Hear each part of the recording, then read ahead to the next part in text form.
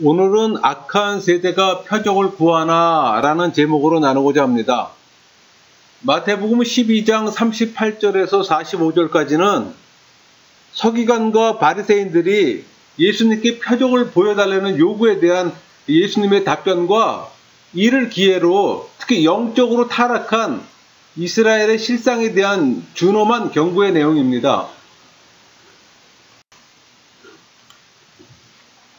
오늘 본문은 앞서 22절에서 37절에 나오는 바알세불 논쟁과 성령 회방죄에 대한 그 경고의 말씀과 이어지는 내용입니다. 그러니까 시간적으로는 같은 날 갈릴리에서 일어난 일이에요. 그러니까 이 동일한 내용이 그 마태복음 16장 1절에서 4절과 또 병행 구절인 마가복음 8장 11절, 12절 그 내용과는 다른 시점, 다른 장소에서 이루어진 일입니다. 그러나 예수님께 표적을 구한 양자는 모두 동일하게 순수한 동기에서가 아니라 예수님을 시험코자 하는 불순한 동기에서 비롯된 것은 동일합니다. 전체 문화 구조는 교차대 구조예요. 그러니까 A와 A-는 악한 세대라면은 B와 B-는 정죄하는 사람을 나타냅니다. 그거를 좀 세분화시키면은 그 41절의 문화 구조는 아까 본 그 교차대 구조와 달리 이 두 구절은 수평 대칭 구조예요. 그러니까 여기서 A와 A-는 심판 때를 시대적 배경으로 합니다. 그러니까 심판 때는 이 세상 마지막 날 하나님의 공의로운 판단이 이루어지는 최후의 심판날을 의미합니다. 그 B와 B-는 이방인이 유대인을 정죄할 수 있는 자격이 무엇인지를 밝히는 공통점을 갖고 있어요. 그러니까 니느웨 사람들이 유대인을 정죄할 수 있는 까닭은 그들이 요나의 전도를 듣고 회개했잖아요. 또 남방 여인이 정죄할 수 있는 까닭은 솔로몬의 지혜로운 말을 사모해서 땅끝에서 왔단 말이에요. 그러니까 그들은 정죄받는 유대인들도 인정할 수밖에 없을 정도로 모두 주어진 여건 속에서 그냥 성실하게 대응했기 때문에 증인으로서 자격을 갖는 거예요. 그러니까 그들의 증언은 또 법적 공신력이 있음을 또 입증하고 있습니다. 반면에 C와 C-는 유대인들이 정죄받을 수밖에 없는 구체적인 최종 사유가 무엇인지를 밝히고 있어요. 그러니까 그들의 제목은 뭔가 하니 요나의 전도를 듣고서 이방인조차도 회개했는데 하물며 요나보다 더 크니 예수님이 회개를 촉구했음에도 불구하고 회개하지 않았어요. 또 과거에 솔로몬 정도의 지혜를 사모해서 이방 여인이 그 먼 길에서 달려왔음에도 불구하고 솔로몬보다 더 큰 이가 누구예요? 예수님이잖아요. 예수님이 직접 그들을 찾아가서 호소했음에도 불구하고 그들은 지혜로운 말을 들으려 하지 않았다는 얘기예요. 그러니까 이 본문의 심판 선언은 짧으면서도 시제고 완벽한 대칭적 반복을 갖고 있습니다. 또 역동감도 있고요. 그러니까 속마음에는 진리에 대한 열린 마음이 없으면서도 외적 표적을 요구하는 거예요. 그게 유대 지도자들의 지금 태도예요. 그러니까 예수님의 실수를 유도하려는 그 완악함, 어떤 심판의 준엄성, 공정성, 정확성을 지금 강력히 암시하는 효과도 있어요. 이 말씀이. 내용을 단락적으로 보면 네 단락으로 구분할 수가 있어요. 38절 내용을 보면은 서기관과 바리새인이 예수님께 표적을 보여달라는 걸 요구하잖아요. 그 다음에 39절, 40절은 예수님께서 요나의 표적만 보이시겠다고 좀 하시는 거고, 또 41절, 42절은 예수님께서 그 완악한 세대를 향해 책망하시는 내용이고, 43절, 44절은 예수님께서 그 완악한 세대를 향해 7 귀신 들리게 된 자들의 그 비유를 통해서 경고하시는 내용이에요. 38절 그때 서기관과 바리새인 중 몇 사람이 말하되 선생님이여 우리에게 표적 보여주시길 원하나이다. 여기서는 그때라는 이 표현은 아까 말씀드렸던 본문에 앞서 있었던 바알세불 논쟁이잖아요. 그때를 얘기를 하는 거예요. 여기서 지금 표적은 예수님의 그 메시아성에 대한 증거로서 신속하고 즉석에서 발생된 어떤 증표를 좀 요구하는 거예요. 근데 여러분, 이들의 요구하는 눈에 보이는 표적은 메시아에 걸맞는 이적적 사건으로 정치, 종교, 그런 지도자적인 그런 내용이에요. 그러니까 예수님께서는 수많은 기적을 베푸셨잖아요. 또 가난한 자들에게 복음도 전하시고 이미 메시아이심을 충분히 증거하셨어요. 그런데 지금 서기관과 바리새인들의 모습은 어때요? 그 모든 것들이 예수님의 그 능력으로 보지 않고 바알세불의 영향력으로 간주해버린 거예요. 그러니까 서기관과 바리새인들은 예수님이 진짜 메시아일지도 모른다는 궁금증 때문에 그러는 거 아니라 당신은 메시아가 아니야, 이런 선입감을 갖고 지금 이것을 증명하기 위해서는 표적을 구하는 거예요. 그러니까 그들이 진정 마음을 열고 있었다면은 예수님의 능력 있는 가르침이나 지금까지 일으켰던 많은 이적들 보고도 이미 그들은 예수님이 메시아이심을 이미 확인할 수 있었던 거예요. 그러나 그들은 이미 마음이 닫혔어요. 그러니까 그 어떤 표적을 보여도 아무 의미가 없는 거죠. 39절, 예수께서 대답하여 이르시되 악하고 음란한 세대가 표적을 구하나 선지자 요나의 표적밖에는 보일 표적이 없느니라. 예수님께서는 지금 이 세대가 도덕적으로 타락하고 악하고 음란하다고 정의하셨잖아요. 그러니까 이거는 이스라엘의 영적 타락과 우상 숭배 행위는 바로 하나님께 대한 간음으로 인식된 거예요, 이미. 그러니까 여기서 요나의 표적이라는 이 의미는 요나 자신을 가리키는 거지 요나에 의해서 주어진 표적을 말하는 게 아닙니다. 요나는 어떤 사람이에요? 죽음으로부터 구원받은 사람이잖아요. 그 죽음으로부터 구원받은 사람이 니느웨 사람 앞에 나타나는 것만으로도 이미 요나 그 자신 표적이 되는 거예요. 요나가 사흘 동안 물고기 뱃속에서 있다가 구원받은 것처럼 예수님도 십자가 죽음으로 사흘 동안 무덤에 안장되었다가 3일 후에 부활될 거란 얘기예요. 그러니까 이 말은 예수님이 어떤 표적을 보여할 필요가 있는 것이 아니라 예수님 자신이 메시아이고 예수님이 그 메시아의 표적인 거예요. 그걸 그대로 그냥 나타내는 것 뿐이에요. 40절, 요나가 밤낮 사흘 동안 큰 물고기 뱃속에 있었던 것 같이 인자도 밤낮 사흘 동안 땅속에 있으리라. 여러분, 이 표현은 요나서 1, 2장에 나오는 바닷속 경험이잖아요. 그러니까 예수님 십자가 죽음과 부활 사건을 비교하는 겁니다. 그러니까 물고기 뱃속에서 구출된 요나의 경험은 예수님이 그 땅속에서 3일간 묻힘과 부활을 예시하는 어떤 예언적 모형입니다. 여기서 지금 땅속이라는 이 표현은 헬라어로 엔테카르디아 데스게스인데 이 카르디아는 그 앞절 34절에서 마음으로 번역된 단어예요. 그러니까 문자적으로 심장을 의미합니다. 하트. 그러니까 땅속이라는 말은 땅의 심장 안이라고 변할 수 있어요. 그러니까 땅의 심장 안. 그렇게 번역할 수 있고요. 또 요나서 2장 2절에서는 스올의 뱃속이 바로 문자적으로 음부의 심정으로부터라는 뜻이에요. 그러니까 이 표현의 양식을 따라서 의도적으로 그냥 표현한 것 뿐입니다. 그러니까 땅의 심장이라는 이 표현은 예수님이 지옥으로 내려갈 것을 의미하는 게 아니라 단지 예수님의 시체가 땅속의 무덤에 안치될 것을 의미하는 거예요. 41절, 심판 때 니느웨 사람들이 일어나 이 세대 사람들을 정죄하리니 이는 그들이 요나의 전도를 듣고 회개하였음이거니와 요나보다 더 큰 이가 여기 없으며. 여기 지금 니느웨는 그 메소포타미아 저 상부, 옛날에 아수르 지역이죠. 아수르 수도잖아요. 저 상부에 있잖아요. 여기 본문은 예수님 재림 이후에 있을 마지막 심판 때에 니느웨 사람들도 예수님 당시 사람들과 함께 일어나서 함께 하나님 앞에 설 거란 얘기예요. 여기서 일어나 이 표현은 아나스테손타인데 죽음으로부터 다시 살아나는 것을 의미합니다. 그러니까 종말론적 부활을 묘사하는 단어예요. 그러니까 본문에서 종말론적 부활을 의미하는 겁니다. 이것은 세상의 최후 심판을 위한 모든 인류의 일시적 부활을 뜻하기도 합니다. 여러분, 유대인들이 잘 알고 있는 구약의 두 가지 사건을 41절, 42절에 제시하고 있어요. 이걸 제시함으로 인해서 새로운 표적만을 요구하는 그들의 지금 완악함을 정죄하는 거예요. 그러니까 요나가 예수님의 모형이라면은 요나의 전도로 회개 자리에 섰던 니느웨 사람들은 예수님 당시 이스라엘 사람들의 모형이에요.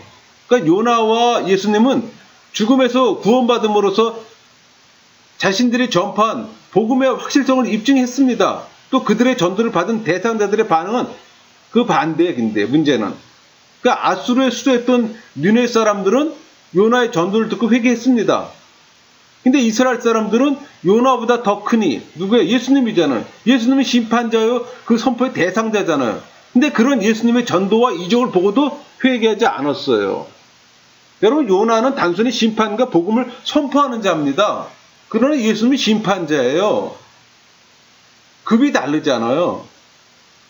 그 심판 때 일어난다 이 표현은 그 심판 그 법정의 증인으로서 최후 심판 때에 이 세대의 잘못을 송사한다는 의미예요. 그러니까 법률에 관한 관용구적 표현입니다. 이거는 42절 심판 때 남방 여인이 일어나 이 세대 사람을 정죄하리니 이는 그가 솔로몬의 지혜로운 말을 들으려고 땅끝에서 왔음이거니와 솔로몬보다 더 큰 이가 여기 있느니라. 남방 여인은 그 솔로몬의 지혜에 대한 소문을 듣고 예루살렘에 왔잖아요. 그 열왕기상 10장 1절에서 13절에 나오는 내용들인데 거기서 남방을 구체적으로 스바라고 밝혔습니다. 근데 스바는 유대인들이 보는 관점에서는 땅끝으로 알고 있어요. 그 아라비아 서남부 쪽 그 한 왕국이에요. 근데 요세푸스의 기록에 의하면 에디오피아 여왕이라고도 전하기도 하더라고요. 어쨌든 그러니까 그 스바 여왕은 그 솔로몬의 지혜로운 말만 듣기 위해서 왔잖아요. 근데 그 단순한 말만 듣기 온 것이 아니라 그의 모든 지혜를 보고 듣고 알고 배우기 위해서 왔던 거예요. 설교 한번 들으러 온 게 아니잖아요. 그것도 유대인들이 생각하기에는 굉장히 먼 유대 땅으로부터 가장 멀리 떨어진 곳이란 말이에요. 그러나 유대인들은 솔로몬보다 더 완전한 지혜를 갖고 계신 그 예수님이 눈앞에 있음에도 불구하고 그분의 지혜를 들으려고 귀를 기울이지 않았던 거예요. 그 예수님에게 표적을 구하던 이 바리새인들은 이런 예수님의 예상치 못했던 지혜로운 말씀을 듣고 한마디도 지금 대꾸를 못하고 더 이상 표적 구하는 거를 멈추는 거예요. 그러니까 남방 여인은 여러분 열정적인 탐교를 가지고 저 땅끝에서 솔로몬의 지혜를 구려왔는데 이스라엘 사람들은 그들과 함께 있는 지혜의 근본이신 예수님을 보고서도 지금 교만과 율법, 허영이 가득 차서 길을 닫고 있다는 얘기예요. 그러니까 그걸 거부한다는 얘기예요. 그러니까 당연히 마지막 날에 남방 여왕으로부터 송사 당할 거라는 걸 지금 예시하고 있는 거예요.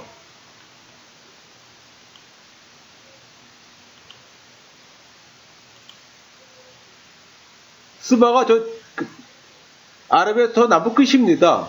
그래서 배 타고 또 와갖고서 엘랏, 그 에시온 게벨에서 거기서 또 다시 또 육로로 온 거잖아요. 예루살렘 올 때는. 43절 더러운 귀신이 사람에게 나갔을 때 물 없는 곳으로 다니며 쉬기를 구하되 쉴 곳을 얻지 못하고 이 43절에서 45절까지는 요나의 경우와 솔로몬의 경우를 예로 들어서 지금 유대인의 완악함을 경고하신 예수님께서 보다 직접적으로 더러운 귀신에 대한 비유로서 지금 유대인의 심각한 영적 상태를 지금 지적하는 겁니다. 그러니까 당시 유대인의 상황을 마치 7 귀신이 들어와 거하는 것처럼 심각한 상태에 빠졌음을 알려주는 거예요. 여러분 아까 이 앞전에 그 22절에서 30절 바알세불 논쟁과 연결되어 있다 그랬잖아요. 그 많은 학자들은 누가복음 그 11장 24절에서 26절 평행 본문입니다. 이거하고 이 비유는 개인에게, 근데 여기 마태복음에서는 나라에 지금 적용되는 걸로 보고 있어요. 그러니까 그런 점에서 볼 때 이 본문은 두 가지 측면으로 분리할 수가 있는 거예요.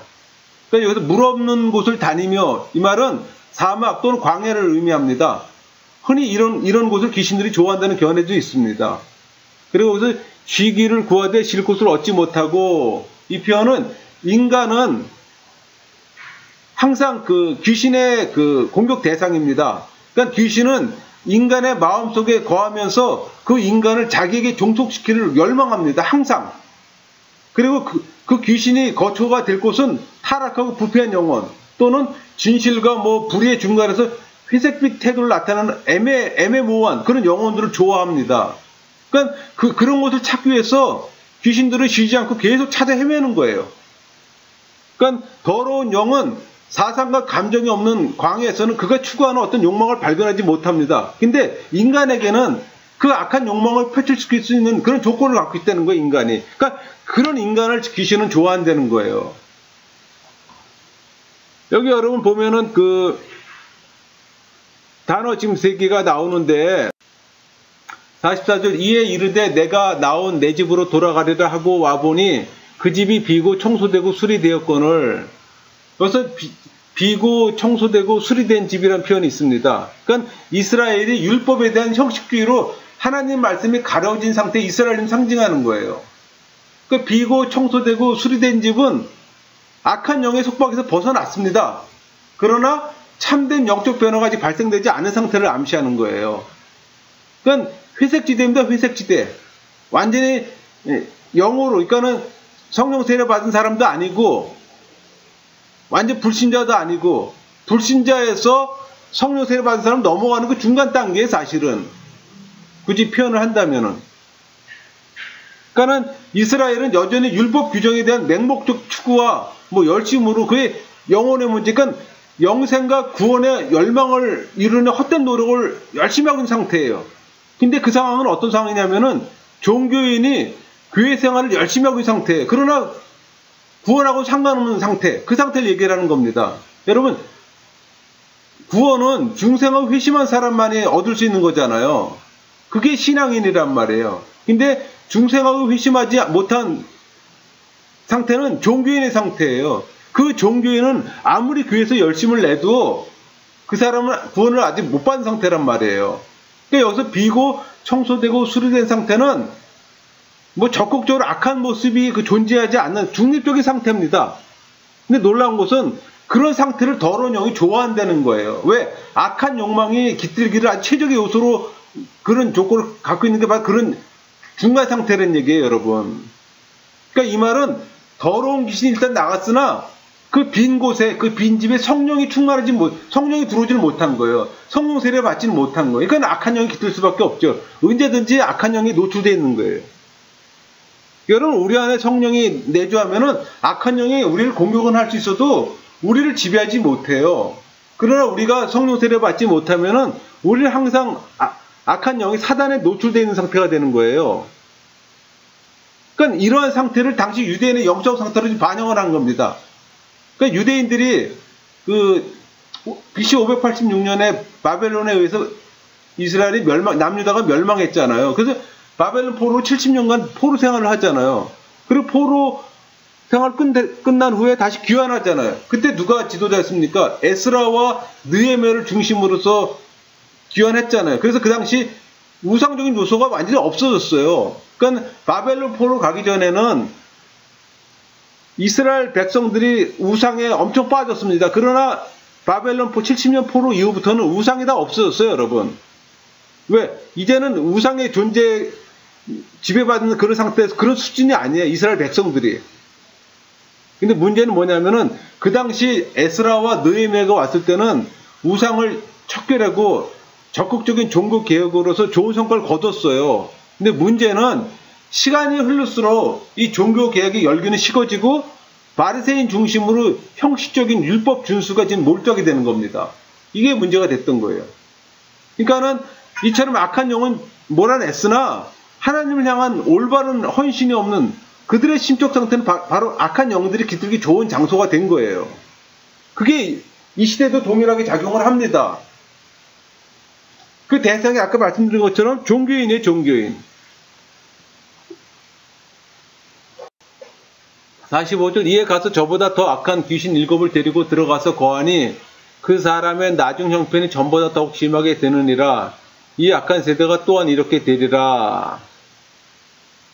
그 더러운 귀신은 전에 나왔던 사람에게서 더 좋은 환경을 본 거예요. 마치 쾌재를 부르듯 자기보다 더 악한 영 7을 데리고 같이 들어가 정착을 하는 겁니다. 여러분, 어떤 영혼에 사단 하나가 자리매고 있었던 그 자리에 악한 사단이 7명이 왔다면 어떻게 되는 거예요, 그 사람은? 지금 그런 상태를 얘기를 하는 거거든요. 그러니까 이 45절은 더러운 영이 거룩한 것으로 자기 공허한 마음을 채우지 못한 그 사람에게 지금 들어가서 장기적으로 좀 정착하게 되는 사실을 얘기를 하는 거예요. 이 최악의 상태입니다, 여러분. 그러니까 이 사람은 이 기존 귀신보다 더 강한 이 7 귀신을 물리칠 수 있는 그 어떤 존재가 나타나기 전까지는 이 귀신의 집에서 벗어나기 어려운 상태가 되는 거예요, 여러분. 이거는 강력한 이 악한 이 사단의 영을 물리치는 건 성령뿐이 없잖아요. 그러니까 성령 세례 받아지면 이게 가능한 거예요. 이 악한 세대가 또한 이렇게 되리라. 이 표현은 이 비유에 대한 전체적인 결론입니다. 그러니까 악한 세대로서 예수님 당시 그 바리새인들과 그 추종자들에 대한 저주 선언이에요. 여러분, 그들의 자랑이 뭐였습니까? 종교의 상징인 예루살렘 성전이었잖아요. 얼마나 거기서 바리새인 사두개파들 그런 자들이 얼마나 형식주의 모습으로 하나님을 섬겼습니까? 근데 그 예루살렘 그들이 그 자랑하는 예루살렘 성전이 AD 70년에 로마의 티투스 장군에 의해서 완전히 멸망됐잖아요. 우리 저기 그 앞절에 10장 15절에 그 심판 날에 소돔과 고모라의 땅이 그 성보다 견디기 쉬우리라 이런 말씀처럼 이스라엘이 완전히 회개하지 않았기 때문에 결국에는 그들의 형편이 전보다 더 비참해졌다는 얘기예요.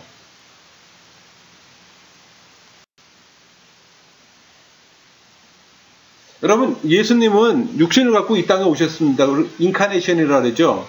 또 오셔서 십자가 지시고 사흘 만에 또 부활하셨어요.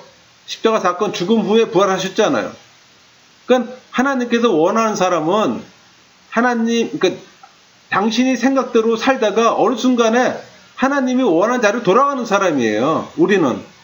그게 진정 우리가 하나님의 사람이라면은 우리는 어느 날 갑자기 하나님이 원하는 자리로 다시 돌아갑니다. 사람이 그렇게 하나님께로 돌아가는 게 그게 바로 표적 중에 표적이고 기적 중에 기적이에요, 여러분. 그게 성령의 사람이에요. 우리가 살고 있는 이 시대도 그때처럼 이적을 좋아하고 귀신을 따라가는 세대잖아요. 만몬의 우상을 따라가면서 살고 있잖아요. 영혼을 살리는 하나님 말씀을 소홀히 여기는 세상입니다. 예수님 당시나 지금에는 별 차이 없어요. 여러분, 이 시대는 모두가 영적 분별력이 필요합니다. 주님의 말씀으로 무장하는 것이 필요합니다. 온갖 우상들이 득실득실한 이 세상에서 그 우상들이 우리를 유혹하잖아요. 그 이길 수 있는 힘이 뭡니까? 말씀이야, 말씀. 여러분 모두가 말씀으로 무장해서 주어진 자리에서 승리하는 여러분 모두가 되기를 소망합니다. 강의를 마치겠습니다.